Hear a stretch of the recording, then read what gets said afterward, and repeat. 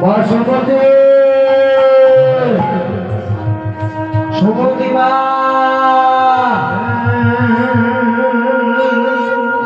সুমতি মা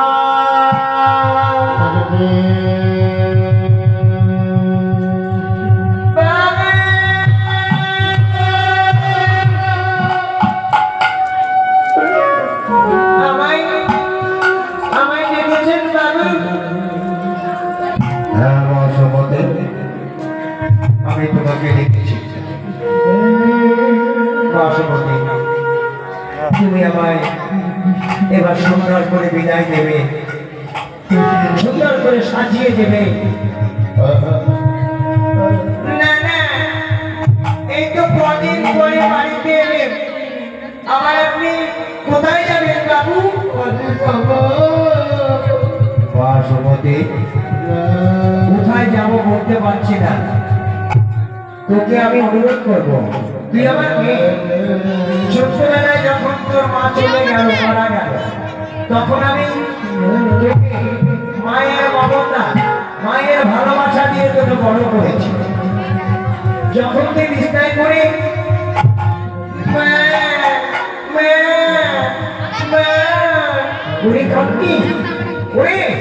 ছুটতে ছুটতে গিয়ে তোকে মনে করে নিয়ে আমার পক্ষে জড়িয়ে ধরে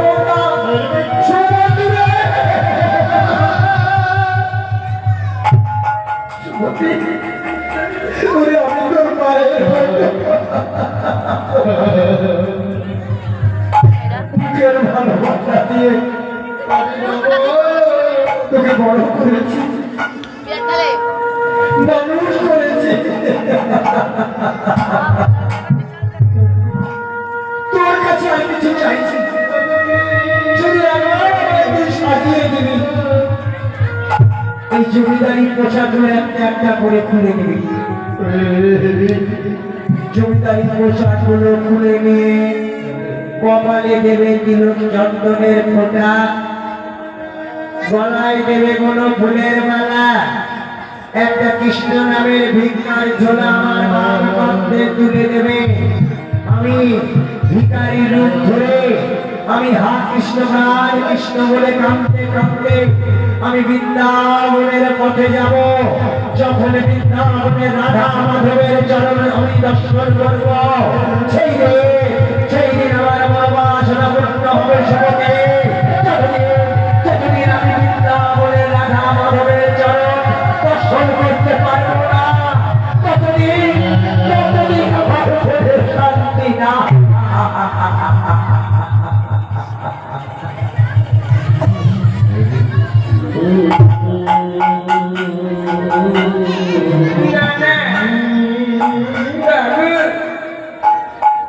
আমি আপনাকে গাড়ি তৈরি করে দিতে সম্মতি না, আমি তোর মেয়ে, তুই আমার মনোবাসনা পূর্ণ করবি না। তুমি আমার মেয়ে, আমাকে সংসার করে সাজিয়ে দাও না সুমতি। এবার বাসমতী তার বাবুর জমিদারি পোশাকটা একটা একটা করে খুলে দিচ্ছে।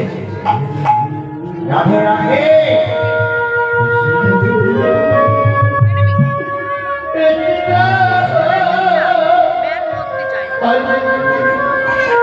কৃষ্ণ